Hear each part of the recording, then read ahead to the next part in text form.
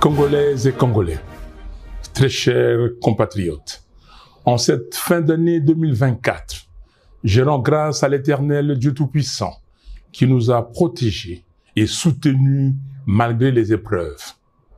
Malheureusement, beaucoup de nos compatriotes nous ont quittés à cause de la maladie, des accidents, de la pauvreté ou encore des violences causées par les groupes armés, notamment les supplétifs de l'armée rwandaise, appelée M23, et certaines milices exploitant nos richesses naturelles. À ceux qui pleurent leurs proches, à ceux qui portent dans leur chair et leur esprit les stigmates de ces violences, et à tous ceux qui luttent pour survivre face à la mauvaise gouvernance et à la prédation de nos ressources naturelles, j'exprime ma profonde compassion. Que Dieu se souvienne de chacun d'eux et répande sa miséricorde sur tout notre peuple. Je rends un hommage émouvant à mon directeur de cabinet, Jean-Claude Mwalimou Solo Sabiti, que Dieu a rappelé à lui le 23 octobre dernier. Mes très chers compatriotes, notre pays traverse une période sombre, marquée par un désordre savamment orchestré depuis les hold-up électoraux de 2018, suivi par les simulacres d'élections de 2023. Toutes les contrées du pays sont en proie à un recul social. La situation désastreuse du Grand Kasaï, courageusement décrite par les gouverneurs du Kasaï central, l'archevêque de Kananga et l'évêque de Mweneditu, illustre la détresse de notre pays tout entier et une absence de vision qui conduit les pays lentement mais sûrement vers un suicide collectif. Le bilan est accablant. Ce n'est pas une opinion, c'est un constat qui s'impose. La corruption et les vols gangrènent nos institutions. Les défis de la RDC sont multiples et requièrent une mobilisation méthodique des ressources de l'État. Hélas, des milliards de dollars sont détournés à travers des projets fictifs et des contrats léonins. Les ressources du peuple sont dilapidées et les faits de corruption sont tellement légion que beaucoup ne s'en émeuvent plus. Le banditisme d'État d'une minorité prédatrice et les trains de vie surréalistes des institutions doivent interpeller chaque Congolais. Il s'agit là de votre argent, gagné à la sueur de votre fonds. Indignez-vous. Aux voleurs en col blanc, tapis dans les institutions, je vous renvoie à Dieu et aux images des fins de règne des régimes qui affament leur peuple et vivent dans l'excès aux frais du contribuable. Cette absence totale de rigueur dans la gestion du trésor public accentue le problème auquel nous faisons face. La sécurité est inexistante. Le M23 contrôle plus de 130 localités au nord Kivu. Je répète, 130. Les ADF continuent leur massacre à Beni, Butembo, Lubero, Irumu et Mambasa. Les armées rwandaises, ougandaises et burundaises opèrent dans le nord Kivu et le sud de Kivu. Tout cela sous les regards impuissants de ce qui reste de l'État. Les groupes armés de tous bords sévissent à Ituri. Les Mobundo dérangent la quiétude des citoyens dans les grands Bandundu, à l'est de Kinshasa et dans une partie du Congo central. Le pays compte aujourd'hui plus de 8 millions de déplacés internes. Une telle situation devrait mobiliser l'attention de n'importe quel gouvernement avec un minimum de sérieux. Chez nous, le sujet est traité avec une légèreté déconcertante et les champagnes coulent à flot au sommet d'un État failli et faible. Notre armée est abandonnée. Après 6 ans au pouvoir, le régime n'a pas réussi à doter les pays d'une force militaire capable de défendre notre souveraineté. Nos soldats, courageux, mais sous-équipés, affrontent des forces ennemies bien armées. L'argent dilapidé à Kinshasa à lui seul pourrait changer les rapports des forces sur le terrain. La diplomatie est défaillante face aux manœuvres de Paul Kagame et à ses accusations mensongères contre notre pays. Le gouvernement brille par son absence de stratégie et d'action de dissuasion concrète. Nous sommes réduits à des slaves lyriques qui frisent la comédie et dénotent un manque de sérieux qui rassure l'ennemi sur les faibles capacités intellectuelles de son adversaire. Aujourd'hui, la faiblesse diplomatique de la RDC a réussi à ancrer dans l'opinion internationale l'idée selon laquelle les FDLR seraient une responsabilité congolaise. Pourquoi le gouvernement congolais ne demande-t-il pas à M. Kagame de discuter avec les FDLR et de neutraliser le M23? Là où ça blesse, c'est qu'en pareille circonstance, il paraît évident que tout leader censé chercherait un tant soit peu à tisser les liens entre citoyens et favoriser la cohésion nationale. Mais non. Le tribalisme primaire du régime divise notre nation.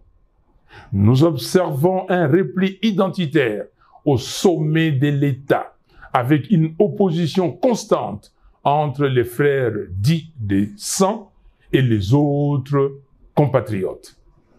Une seule tribu bénéficie des nominations privilégiées dans les postes étatiques. On constate également des flux migratoires savamment orchestrés vers Kinshasa et Lubumbashi dans le but de renforcer une influence tribale et de déstabiliser les manifestations de l'opposition et de la résistance. Nous refusons que nos frères et sœurs soient instrumentalisés à des fins machiavéliques et purement politiciennes.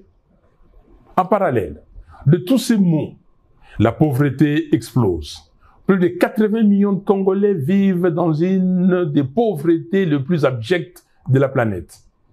Depuis 2019, la dépréciation du franc congolais a considérablement aggravé la situation, rendant la vie insoutenable pour les familles congolaises.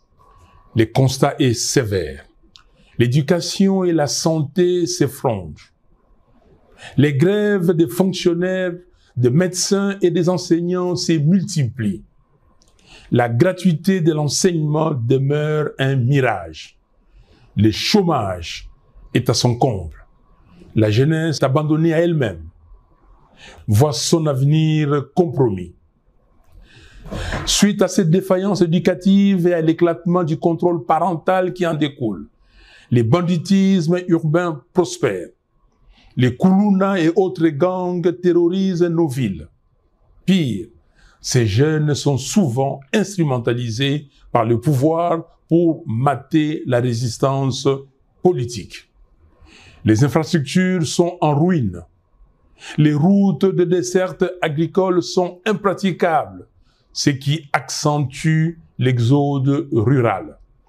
L'exploitation illégale de nos ressources naturelles ne cesse d'empirer. À Kinshasa, capitale de 17 millions d'habitants, les embouteillages et les bouchons pourrissent la vie des citoyens et la moto est devenue le principal moyen de transport. Les coûts en termes de perte de productivité se chiffrent par centaines de millions de dollars. Encore une fois, il ne s'agit pas là d'une opinion. Chaque Congolais constate ces réalités dans sa vie quotidienne. Les droits humains sont piétinés. Les opposants, activistes et journalistes sont enlevés, arrêtés et emprisonnés arbitrairement. Pour preuve, le 10 septembre dernier, Monsieur Jures Manzanza, membre de l'ESID, a été lâchement abattu par un policier devant le siège du parti et son corps est encore à la morgue. Aussi, 3 membres du parti, Madame Aimé Tabala, Monsieur Océan Lusanga Moulopo et Pierre Ngadiadia ont été enlevés le dimanche 22 dernier pour une destination inconnue jusqu'à présent. Face à ces bilans désastreux, l'honneur aurait depuis longtemps imposé la démission. Il n'y a aucune honte à regarder ses concitoyens en face et admettre son incapacité face aux problèmes multidimensionnels auxquels fait face le pays. Comble du drame. Dans ces contextes désastreux, le régime choisit une fuite en avant, en ouvrant de manière inopportune le front d'un éventuel changement ou d'une révision de la Constitution. Cette initiative hasardeuse survient à un moment où le pays est en guerre et perd chaque jour des pans entiers de son territoire. Elle constitue une démonstration supplémentaire du suicide collectif dans lequel le régime veut entraîner le pays. Les mots ne peuvent pas décrire à quel point je suis révulsé de voir une telle absurdité encouragée par certaines élites, des flatteurs qui vivent aux dépens de l'État. Il s'agit là d'une énième distraction et les Congolais le savent. Nos priorités sont ailleurs. Chers compatriotes, nous ne laisserons pas cette tentative de manipulation aboutir. En ce temps de crise, il n'y a ni nécessité, ni opportunité pour un tel projet. Ce que le peuple congolais attend, ce ne sont pas des modifications constitutionnelles opportunistes et intempestives, mais des actions concrètes et courageuses pour relever les défis cruciaux auxquels notre pays est confronté. Ce n'est pas la Constitution qui empêche le régime d'honorer toutes les promesses fallacieuses qu'il a faites au peuple. La Constitution n'empêche pas de doter nos forces armées de moyens efficaces. La Constitution n'empêche personne de libérer les 130 territoires. La Constitution ne donne pas non plus les droits de dilapider les deniers publics. Un régime incompétent peut changer la Constitution 100 fois. Les mêmes mots produiront les mêmes effets. Il y a problème d'hommes, pas de texte. Nos efforts doivent être concentrés sur 4 priorités. Restaurer l'intégrité territoriale. Mettre un terme à la guerre menée par le M23 et les forces étrangères afin de libérer nos terres et de restaurer la souveraineté nationale. Mettre fin à la prédation des ressources publiques. Réduire les trains de vie excessifs des institutions et mobiliser les fonds nécessaires pour renforcer notre armée, financer des infrastructures essentielles et améliorer les conditions de vie des Congolais. Construire un véritable état de droit, garantir le respect des droits humains, la justice et l'équité pour tous.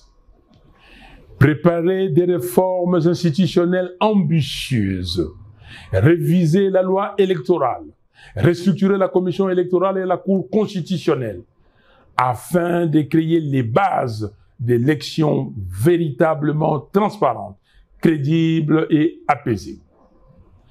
Voilà pourquoi, chers compatriotes, je réitère mon appel à nos pères spirituels pour réunir, dans le cadre du processus de Kinshasa, toutes les parties prenantes autour du thème « Vérité, réconciliation, cohésion nationale » afin d'œuvrer pour un Congo libre, fort, digne et prospère.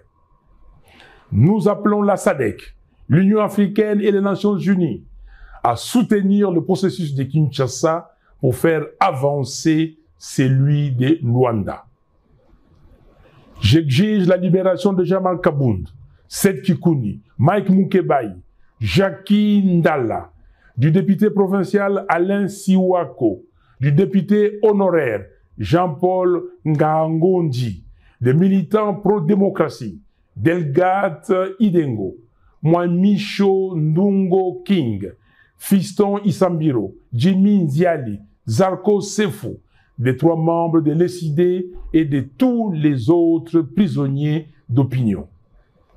Le régime doit cesser les intimidations et les arrestations arbitraires.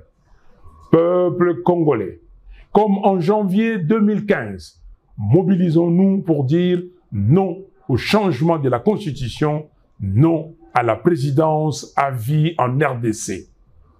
Je demande instamment à M. Félix Tshisekedi de cesser le mensonge, la manipulation et la démagogie. Congolaises et Congolais, très chers compatriotes, en ce 30 décembre 2024, je tiens à vous adresser mes vœux le plus sincères de paix, de bonheur et de prospérité pour l'année 2025. Que Dieu bénisse chacun de vous, qu'il illumine le Congo de sa lumière pour que nous retrouvions enfin la paix, la sécurité et la dignité.